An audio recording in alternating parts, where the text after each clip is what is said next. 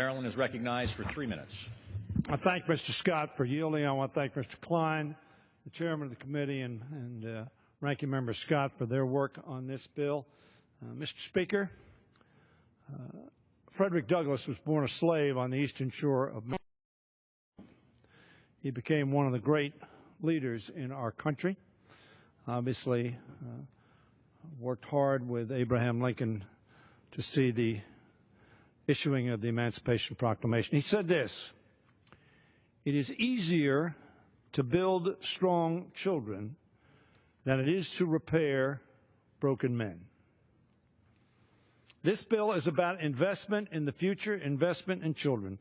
Investing in elementary and secondary education is one of the most consequential acts we will undertake in this House. The impact on our investments in education will be felt long after we are gone, and it will have a significant bearing on the future well-being of our economy and our democracy. I want to thank Chairman Klein and Ranking Member Scott, as well as Senators Lamar Alexander and Patty Murray, the Chair and Ranking Member of the Senate Health Committee, for their extraordinary efforts on this bill. This is a bipartisan bill. We work together. Frankly, we had a little trouble working together here, but they worked together there, and then we worked together here. It's turning out well. My friend indicated that he would not give this bill an A+. I was trying to reflect on any bill that I've ever voted on that I would give an A+ to.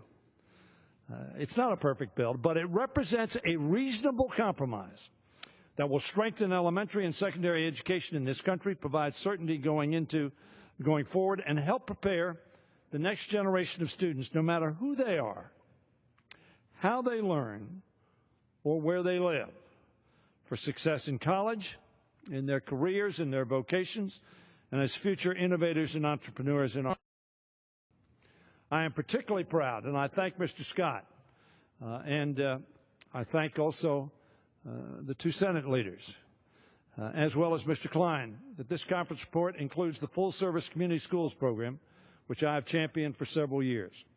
My wife, Judy, was an early childhood educator and administrator in Prince George's County, Maryland. She died over 18 years ago.